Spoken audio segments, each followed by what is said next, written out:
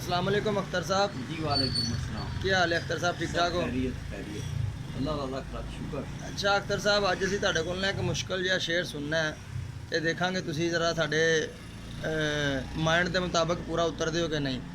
ਅੱਛਾ ਅਖਤਰ ਸਾਹਿਬ, ਕਿਸੇ ਨਾਲ ਨਾ ਮੁਹੱਬਤ ਹੋ ਗਈ ਤੇ ਉਹਨੂੰ ਦੇਖਦੇ ਸੀ ਨਾ ਤੇ ਹਲਕਾ ਜਿਹਾ ਇਸ਼ਾਰਾ ਉਹ ਵੀ ਦਿੰਦਾ ਸੀ ਮੁਹੱਬਤ ਦਾ, ਲੇਕਿਨ ਜਦੋਂ ਅਸੀਂ ਉਹਦੇ ਨਾਲ ਇਜ਼ਹਾਰ ਕੀਤਾ ਨਾ ਤੇ ਉਹਨੇ ਬਿਲਕੁਲ ਕਹਿ ਦਿੱਤਾ ਕਿ ਮੈਂ ਜਿਹੜਾ ਨਾ ਤੁਹਾਡੇ ਨਾਲ ਕੋਈ ਮੁਹੱਬਤ ਨਹੀਂ ਕਰਦਾ, ਨਾ ਮੈਂ ਕਦੀ ਤੁਹਾਨੂੰ ਇਸ਼ਾਰਾ ਦਿੱਤਾ ਹੈ। ਤੇ ਇਹਦੇ ਮੁਤਲਕ ਜਿਹੜਾ ਨਾ ਕੋਈ ਸ਼ੇਅਰ ਸੁਣਾਓ।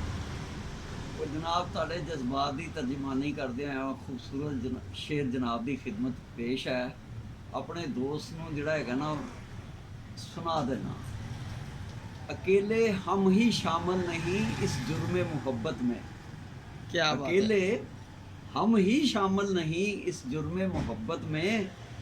निगाह जब भी मिलती थी मुस्कुराया तुम भी करते थे। क्या बात है अख्तर साहब, बहुत खूब बहुत खूब।